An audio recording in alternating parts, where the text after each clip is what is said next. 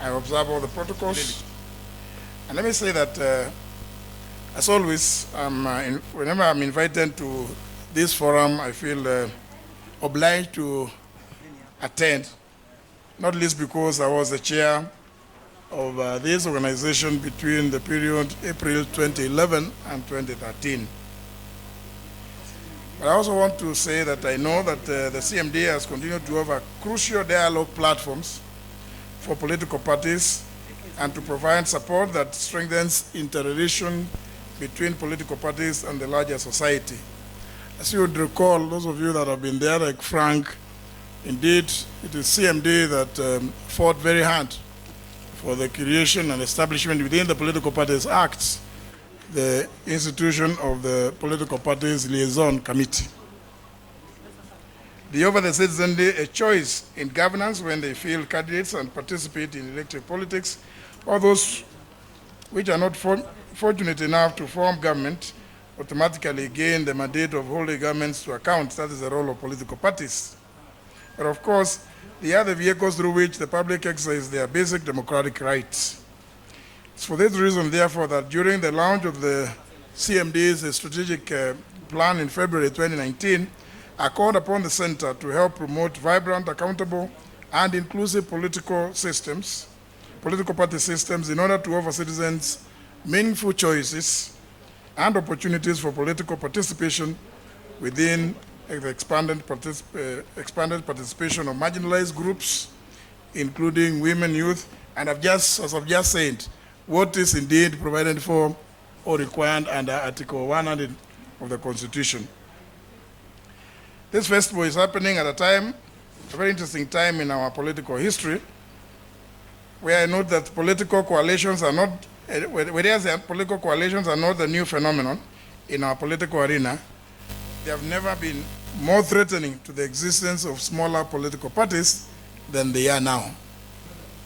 It is therefore saddening that in this day and age, 12 years after we got ourselves the most progressive constitutions within this region, we are witnessing smaller political parties being coerced to fold up to become part of larger political formations.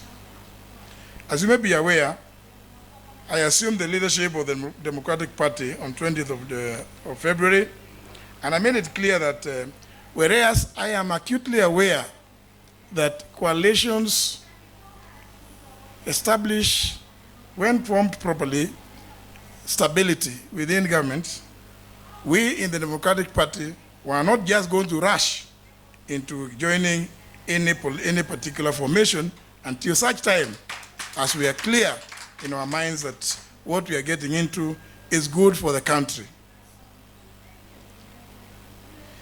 Kenya's democratic setting has made a significant leap forward in the last 2 decades, despite many daunting challenges and obstacles that are still threatening its consolidation. Our country's political scene has been characterized by continued efforts to structure and restructure the political system on one hand and pro-democratic struggles on the other. As such, our democratic transition has been characterized by endurance and contradictions that mix its progress and regression in almost equal measure. I'm therefore glad that the People's Dialogue Festival has continued to provide all the necessary opportunity for citizens and leaders to meet on level terms and without prejudice. It is an opportunity for active engagement of stakeholders that include citizens to hold constructive discourse on public affairs. On this point, ladies and gentlemen, I may wish to apologize about my inability to be here with you later, as much as I really would have wanted to be with you, to respond maybe to some of the issues that you may wish to hear from me. Ladies and gentlemen, the 2010 Constitution provided for active citizen participation in policy making and elaborate rights, including the right to political associations. Despite the progress, our political context is still shaped by tensions and contestations arising from the conduct of elections. Indeed, my colleague, the Honorable Gideon Moy, has just alluded to that in his presentation. It is unfortunate that we are still dogged by challenges related to electoral malpractices, such as the influence of unrestrained money in politics and voter bribery.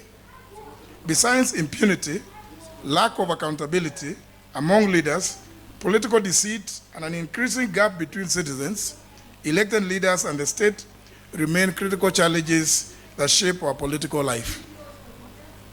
Today, Kenya stands at a fork in the road along its democratic journey. Its leaders need to take the right path for Kenya to succeed. Let me say too, that while Kenya is a multi-party democratic state, political parties in Kenya have not suitably lived up to the objective of perpetuating multi-party democracy.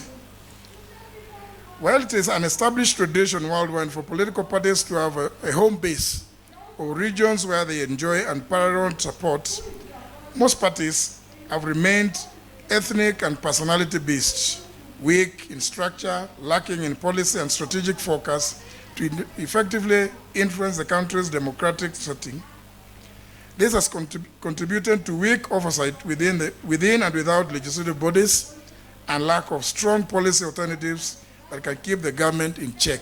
And this is evident in our legislature, both at the national and at the county level. Ladies and gentlemen, elite politics have precluded organization and crystallization of popular democracy. For democracy to work, leaders must govern justly on behalf of the citizens. When citizens disagree with the decisions leaders make, they must also dissent peacefully. Democracy without good governance and accountability makes nonsense of the electoral process.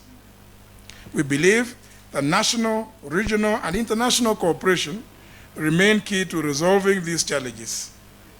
And with that in mind, I am pleased that the Center for Multi-Party Democracy in Kenya has convened this fourth edition of the People's Dialogue Festival. And certainly, true to its theme, collaboration and competition in democratic development, the platform will provide for a balanced, inclusive, effective national dialogue on governance and development agenda and promote the institutionalization of implementation of dialogue outcomes. What is required is from all of us to nurture and institutionalize the spirit of dialogue as fundamental prerequisites to a democratic culture in order to steer our country forward. Ladies and gentlemen, as we approach the 9th of August 2022 elections, political parties need to mobilize and organize our people along policy issues in the context of all other problems that we are facing as a country.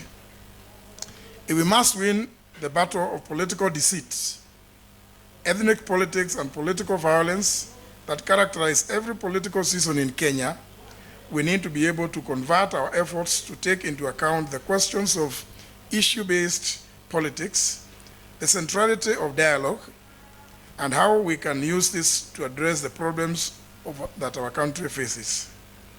I reiterate that political parties have a central role to play in this process. As I conclude, ladies and gentlemen, I wish to make a passionate appeal to the Kenyan electorate.